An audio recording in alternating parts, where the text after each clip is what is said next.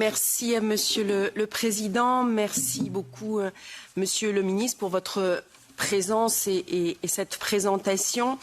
Nous sommes ici membres de la commission Régie, celle qui traite des politiques régionales. Inutile de vous dire que nous avons quelques inquiétudes sur la politique de cohésion à venir et les financements qui lui seront dévolus. Nous venons d'avoir un débat, par exemple, sur le fonds de transition juste, qui a d'ailleurs bénéficié à quelques régions en Irlande, qui a donné des résultats, mais nous ne sommes absolument pas assurés qu'il sera prolongé demain, puisque, et vous l'avez dit, la logique qui va s'imposer maintenant, ce sont ces fameux plans nationaux et régionaux. Quant au fonds compétitivité, il est encore difficile de savoir quels secteurs pourront en bénéficier et à quelle hauteur. Nous vous rejoignons sur la nécessité de soutenir l'économie européenne et sa compétitivité, sans laquelle il n'y a pas de politique sociale possible, ni de soutien à l'adaptation au dérèglement climatique. Nous avons noté l'impact de l'hiver démographique, comme vous, qui est devant nous, si nous ne faisons rien. Mais nous sommes convaincus que nous pouvons encore agir. Il n'y a pas de fatalité en la matière.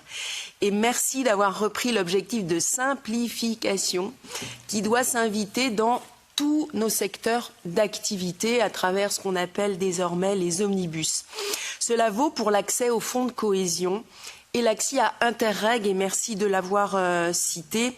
Sachez enfin que les régions souhaitent continuer à être des interlocuteurs majeurs de l'Union.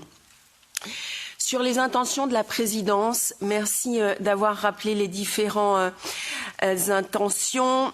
En matière de transport et de MIE, d'interconnexion, je sais que c'est un sujet que vous traitez même personnellement. Je voulais savoir comment vous abordez la question. Sur le logement, moi je suis membre de la commission spéciale logement. L'Irlande est souvent citée en exemple comme étant un pays comme tant d'autres qui traverse une crise en matière d'accès au logement. Merci d'avoir rappelé aussi les intentions en matière de territoire ultra-périphérique, même si l'Irlande n'est pas directement concernée, mais il y a eu des annonces de fait de la part de la Commission et l'Espagne, le Portugal et la France sont concernés. Peut-être vous entendre exactement aussi, parce que je pense que l'Irlande est sensible à ce sujet, sur les stratégies industrielles maritimes et la stratégie portuaire qui a été présentée par la Commission, qui est très intéressante et qui mérite d'être implémentée.